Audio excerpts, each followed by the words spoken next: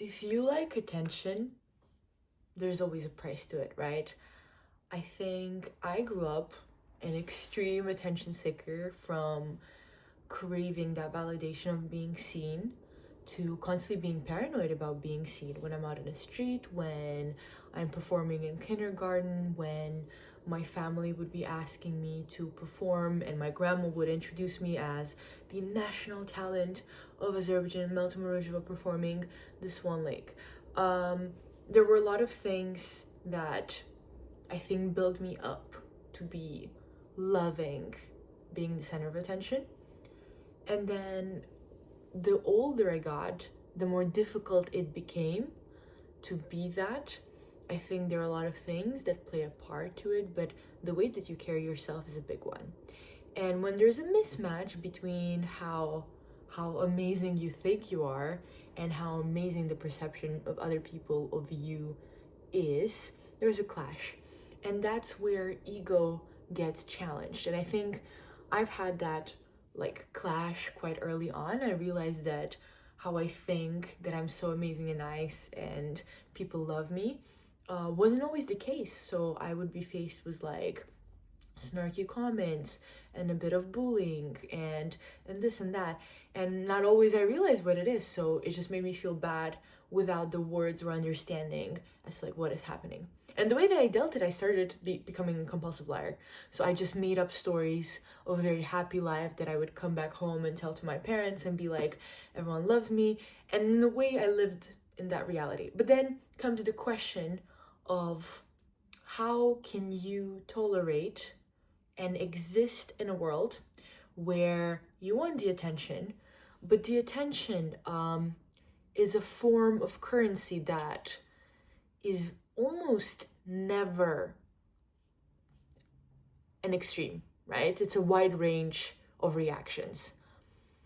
As different as people are, every single mind and set of eyes will assign their own meaning to you.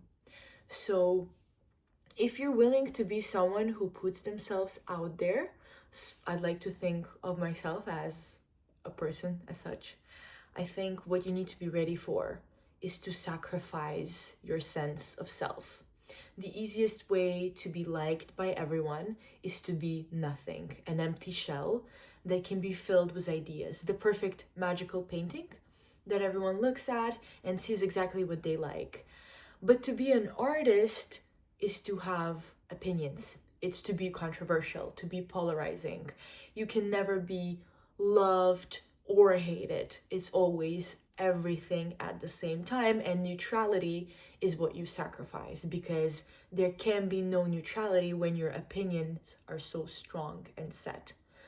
And I've always had very set, strong opinions that I'm willing to change. I'm willing to experiment. I'm willing to go beyond, right, what my mind thinks is acceptable. But at the same time, in the meantime, before I've heard a compelling argument to do so, I will stand on my ground.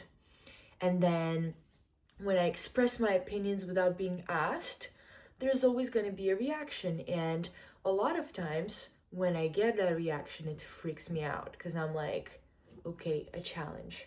And I love a good challenge.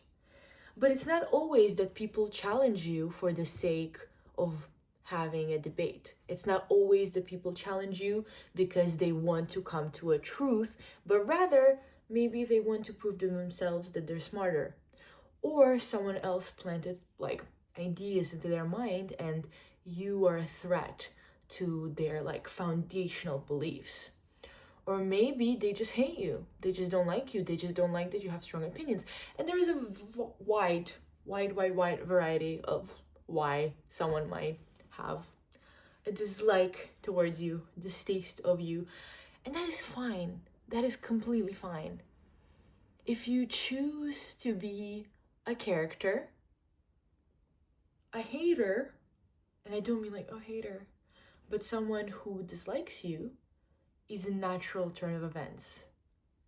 But to forget that there's someone who's gonna be a fan of yours is to be falling into the trap of ego that crumbles under pressure and seeks to destroy you, because the higher the horse that you're sitting on, the lower will you fall and the harder you're gonna hit the ground once that happens. And how do you find the balance? The librarian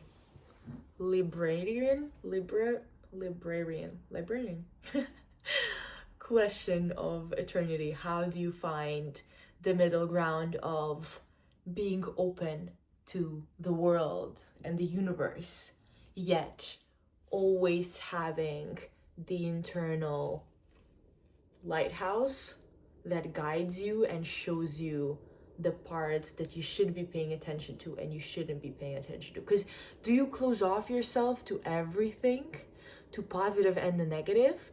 Do you sacrifice the validation that you so crave because you need to find peace? Or do you go for the highest highs and the lowest lows in the form of happiness from compliments and the biggest shame you've ever experienced when someone writes something negative? That's the question. And my choice is strange. I fluctuate from sometimes wanting to be an empty pill, a placebo of a kind that will resonate with people as they wish, if I can just be metaphoric enough. I'm not saying anything specific, but for those who want, will get it. And for those who don't want to, will think I'm just saying a bunch of words. But then I decide, you know what? I do not care. I will not follow the rules of polite society, and I will say problematic things, even if I don't believe in them, for the sake of polarizing opinions.